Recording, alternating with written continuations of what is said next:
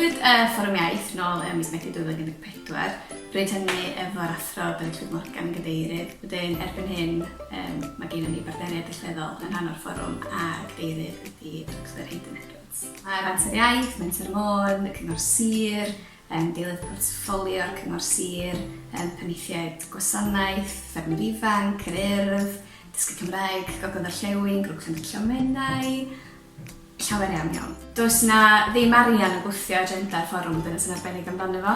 Be sy'n dod ni gyd yn hyd ydy'r cyd-deheuad yna i fod yn brwdfrydig dros y Gymraeg. A mae o'n gyfle i sefydliadau sy'n rhan o'r fforwm dreialu pethau newydd a gwybod bod hyder yna yn y criw bobl sy'n rhwnd y bwr. Mae'r fforwm ers hynny wedi datblygu yn aruthrol gerbyn hyn. Mae yna nifer fawr o bartneriaid nisa rhwnd y bwr yn cyfarfodydd fisol.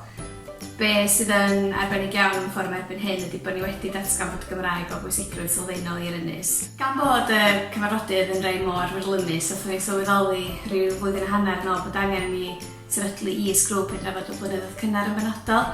Wedyn, bob chwarter mi ydyn ni rwan hefyd yn cwrdd tu allan i'r cyfarfodydd fisol i drafod calendars y meysydd blynyddoedd cynnar a gweithredu ar y cyd efo'r partneriaid hynny. Ac un o'r prif ddatblygiadau yn ychwanegol i'r blynyddoedd cynnar ydy datblygiad y pencampwr Iaith yn lleol. Wedyn, mi ydyn ni wedi cydweithio efo Anglesey Cymru ac efo'r cyngor sir i ddatblygu 39 pencampwr Iaith yn lleol i'r ynys. A be hynny'n olygu ni fel Mentrau ydy bod gen ni 39 cyswllt ar lawr gwlad.